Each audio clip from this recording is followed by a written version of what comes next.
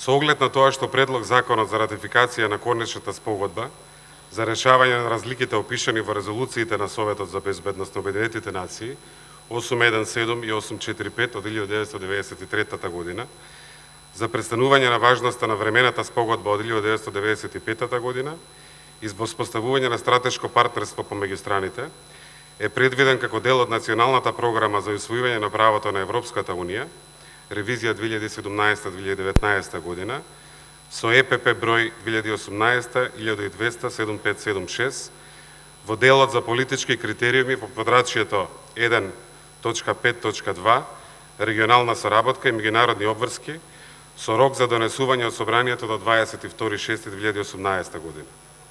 Од тука повеќе од неопходно е Собранието да одлучи овој предлог закон да се донесе по скратена постапка. Грција, согласно спогодбата, има обврска по известувањето дека Собранието е ратификувало оваа спогодба, да го извести председателот на Советот на Европската Унија дека дава поддршка за почеток на преговори за членство со Европската Унија. Исто така, Грција, согласно спогодбата, треба да го извести генералниот секретар на НАТО дека дава поддршка НАТО да ни упати покана за пристапување. Јунскиот Европски совет е пред нас.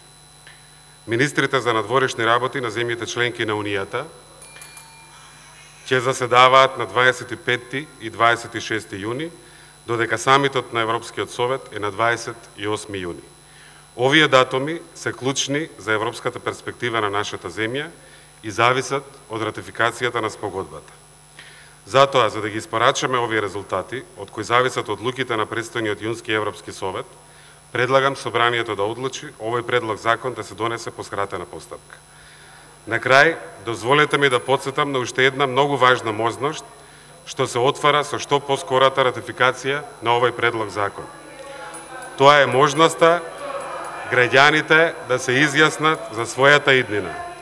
Можност која ќе им биде дадена на есенскиот референдум.